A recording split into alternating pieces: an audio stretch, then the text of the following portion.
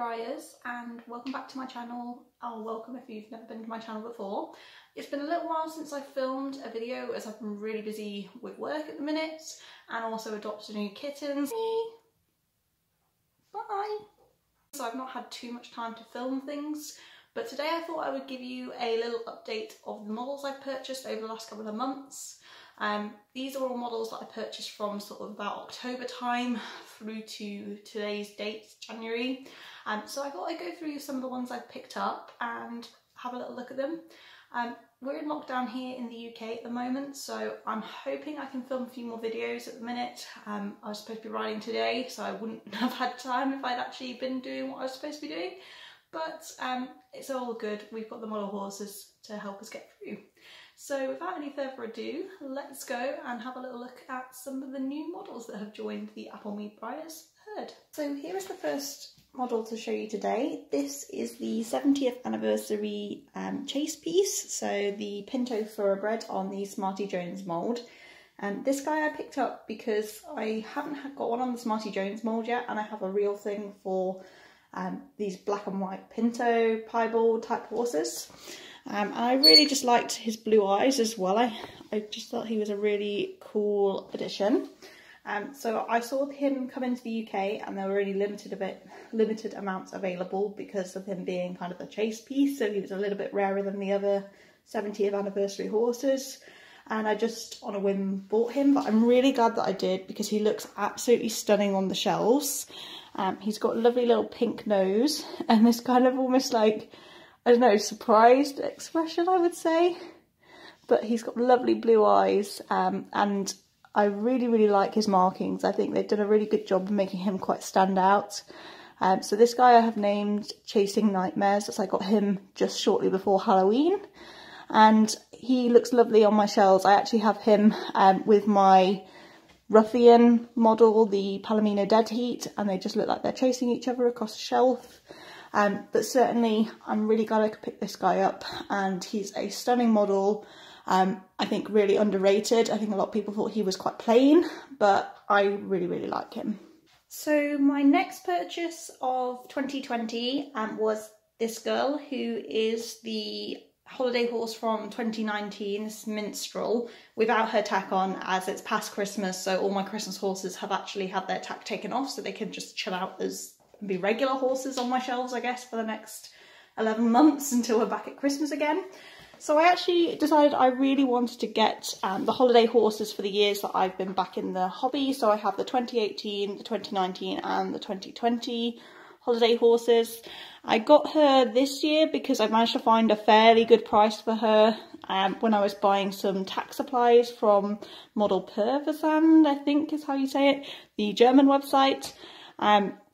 I think she's a really super sweet little mare. I haven't, again, had anyone on the Latigo mould yet, so this is my first Latigo Loping Quarter horse. She kind of borders between like a realistic horse colour and kind of fantasy, as she's quite pearly and quite iridescent, I guess, in how she looks. But I really like her sweet little face. Mine does have a little bit of a kind of bent-in ear, but that's okay. I think it makes her look even sweeter. And I really like how she looks in this light with a pearly mane and tail. Overall, I would say she's probably my least favourite of the three holiday horses I have. Nothing against her, I just really love Celestine's kind of Snow Queen vibe. And this year's holiday horse, Yuletide Greetings, was just outstanding in terms of its costume and just a lovely colour. But I'm glad I could have picked this girl up, as I think she's a lovely addition to the collection. As I say, I do collect the holiday horses, so I will be looking to add this year's 2021 one as well. The next models I want to show you are this year's Breyer Unicorn Mare and Foal set, their web specials, Bellatrix and Speaker. These guys were announced, I want to say about November time, and I had to get them because I got the last year's web special Unicorn Mare and Foal and thought they would look really lovely together on the shelves. Plus, I do like these kind of non-white traditional unicorn colours that Breyer have been doing lately on some of the traditional moulds. It does help as well that it's on probably one of my favourite Mare and Foal moulds, the Performance Lipizzaner Mare and her foal. So I did have to get them. I did have to order from the US, which I try to avoid as much as possible because of customs. But I do not regret these guys. They look very, very dark on my camera today, but they are lots and lots of different shades of blue. Let's see if I can get a bit of a better light for them. Oh, she looks even darker there. But essentially they are a really dark kind of blue-black colour. The mare does have some subtle dappling, which again, it's really hard for the camera to pick up because she is so dark. And she has like the silver hooves. Oops, can't get it to stand. Ooh. Yeah, she has the silver hooves and silver horn. We get a bit better of colour there with her. So she's almost across like a bit of purple as well. I just love her colour. It's always changing in the light. So one minute she looks super dark, the next she looks like purpley, and the same with the foal. As I say, the mare does have some dappling. The foal isn't dappled, but that's absolutely fine. And the foal is a little filly. But again, really glad I could get these two. They are really sweet, and I've kind of started an accidental conga of the Performance Lipizzaner mare, what with the like holiday horse and the Favourite Ariella set or whatever it's called. So I do really like these two. I'm glad I could pick them up, and it just make my shelves look so cute. I'm not a massive fantasy decorator person, so the unicorns are probably as close as I come to that. But these guys are probably one of my favourite Breyer unicorns that they've produced. When I purchased the unicorns from Breyer's online store, I also purchased the new release of Black Beauty on the silver mould. This is another kind of web special that Breyer have put together, and it kind of ties in with the release of a new version of Black Beauty that Disney produced, where Black Beauty is a mare, but the model is still a stallion. So I'm not really sure how tied in it actually is. I'm just really glad they made another Black Beauty traditional model, because Black Beauty is my absolute favourite all-time book, and I really like the 1994 version of the film as well. So when they announced that they were going to do another Black Beauty, I decided I really wanted to get one just for my own sort of sentimental value. I'm not a massive fan of the silver mould. I do have a few, but it's not my ultimate favourite mould. So I kind of wish they would do a Black Beauty on like a more tack-friendly, performance-friendly kind of mould, maybe the Cantering Warm Blood or something like that. But I still really like this guy. He has the one white sock, which is really well mapped out, and he's kind of almost like a steely grey black colour when you see him in real life and real person. He's got his little star, which is a signature Black Beauty star, and he's just a really nice model. He lives with my other silvers on the very top of my shelf, just rearing away. And that's his other side. So again, as you can see, he's got quite a nicely defined sock with some extra sort of characteristics. And he just looks lovely from every angle. I do think they've done a really nice job on this guy, and he wasn't too expensive. I think he was only like $50. So he was quite nice to add to the cart, add to the collection. As I say, I just love Black Beauty, so it's really nice to have a model of him. So I'm sure all of you will have seen this model at some point, as he's been around quite a while as a regular run. This is Dominante on the Duende and Illusion mould. I've been to get a horse on this mould for a while, and it seems to be at the minute that I am collecting a lot of newer kind of moulds. But I finally got hold of a Dominante, and for quite a good price, new in box. He is lovely. I really like this off-centre stripe marking. I know it's based on the real horse, but especially with the little pink nose, I think it makes him have a really sweet little face, particularly with all his luscious mane as well. I certainly think that just adds to the model and really makes me like this sculpt, because I think it just looks so regal and like so typically Spanish fancy horse that I really like it and really want to get more on the Duende mould. So that may be a little collection goal for me this year.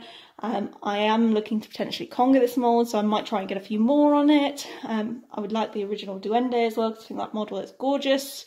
But I'm glad to start the Duende trend with my Dominante. So here he is in all his glory. Mine has a lovely shading on him. I do like his shading. The only downside with this particular model is he does have a few little flaws on his offside, oops, just his face, which were kind of little scratches from in the box. But other than that, he's perfect, and I'm really happy I could pick one up. Here we have another regular run, and pretty much one of my most recent purchases. This is Paint Me a Pepto, who was a regular run, who's now been retired for a little while, but I managed to find a new in-box version of her. And the reason I got her was I've been really looking for a horse on the Bobby Joe mould to go with a tack set rear rondo kit for a Western saddle and bridle and breastplate that I was given for Christmas. I wanted something that was going to be full of attitude and just look really good under saddle and performance. So I really, in the end, decided to go and get a Bobby Joe model, and Pepto has been one I've always really liked, but never again got round to buying. So when I've managed to find one new in box, I was super excited and went ahead and purchased her so that she can be my base when I make my saddle. She's really sweet. I love the face again on the Bobby Joe mould. I always talk about the faces on model horses because that is what usually makes me like a mould, is where it's got an expression of a cute face and its pose. She's obviously very dynamic, this model, as she's supposed to be a cutting horse, and I particularly love her little ermine spots, I think they're called, on her legs. Such an unusual pattern that I think it makes her stand out more from just being a normal sort of black and white pinto. Tobiano, and on her other side again she's got these kind of little spots in her white markings, which is really super cute. Again, a lovely mare. I've been adding a few more mares to my collection because I had one point where I had like a ridiculously few number of mares, so have been trying to get a few more mares just to balance things out a little bit. And I'm super glad I could get one on the Bobby Joe mould, as I have really loved this mould for a while, but again I've just not had the chance to purchase any models on this mould. So Pepto has joined the herd, and as I say, she will be modelling some Western tack very soon. Finally, we have some stablemate purchases. So I have recently got back into stablemates a little bit more. I've mainly because they take up a lot less space, but the new sculpts are also so much more fun and dynamic and in different poses. So I have become a fan of stablemates recently, and also it helps me collect without having to add lots and lots of space for traditionals. So I am trying to collect a few more stablemates and be a bit more selective about my traditional herd. So the first stablemate I picked up recently was Vallegro. I love the real life Vallegro. His 2012 performance at the Olympics is like one of my absolute favourite equestrian events of all time, and I can watch him do that performance like over and over again on YouTube and things. I have obviously the traditional version of Vallegro, and I've been looking for the stablemate version for ages, and I finally found one that came up on eBay. He was new in box as well, so I snatched him up literally as soon as I saw him and his advert. Again, this is a first for me on the mould, this particular stablemate mould. I do really like it. I think it's a cute little dressage horse. He is quite small even for a sort of stablemate size, like when you compare him to other moulds, he almost looks like a little pony. The only thing I don't like too much with this particular model is his front leg does look a little bit weird. I think it just looks almost like too short, and I know other people have said this as well.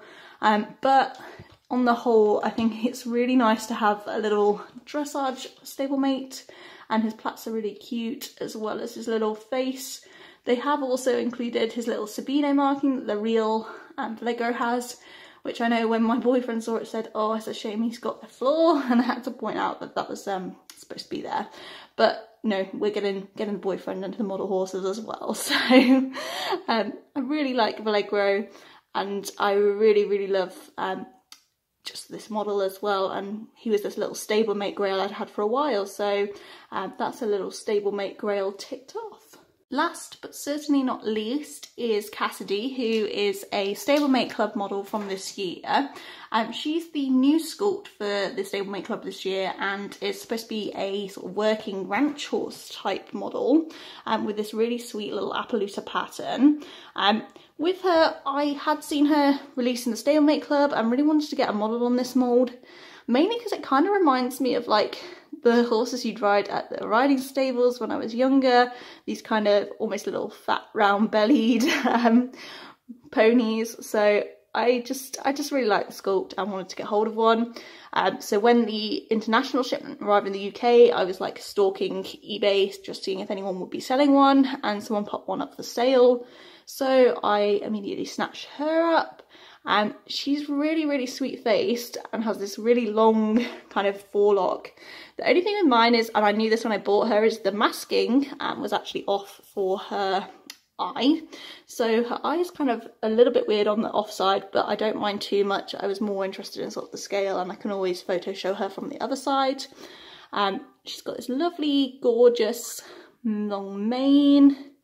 And I think they've done a super job with the paint job with her. Like her Appaloosa spots are all so well defined. Mine has very little flaws that I can see apart from the masking issue with her eye. But she's also got little striped hooves. I don't know if it'll pick up on those yet. So little striped hooves, and her nose does have a little bit of mottling as well. So they've put quite a lot of detail into her. I have been really loving the Stablemate Club horses this year. I've not been in the club, but I have really liked what they produced this year. I have Klaus, also one of their Stablemate Club models. So I have actually joined the Stablemate Club for next year. The only thing I would say with her as well, I think you can see it a little bit on the camera, is her back hoof doesn't like to be on the ground. She's a little bit kind of tippy in terms of wanting to stand straight, but again, I think that's just the way she's been sculpted rather than any kind of issue with my model. But really like her. I say that with pretty much all my models, but she is definitely my favourite Stablemate mod at the minute, I would say. Closely followed by the Rearing Lipizzaner mod.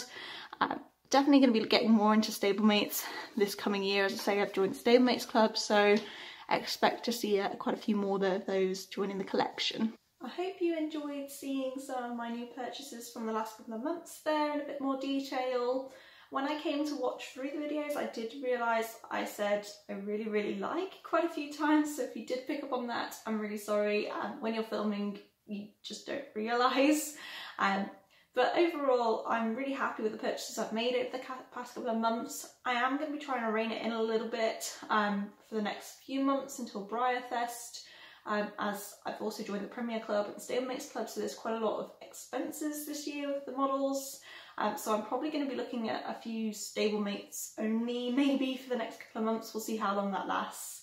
But let me know in the comments what your favourite purchases have been this year, or, well, we're in January, so not long, but either this year or last year, what your favourite purchases were.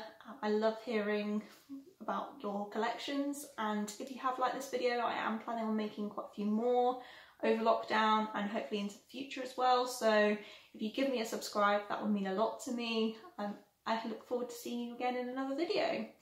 Take care and stay safe. Bye bye.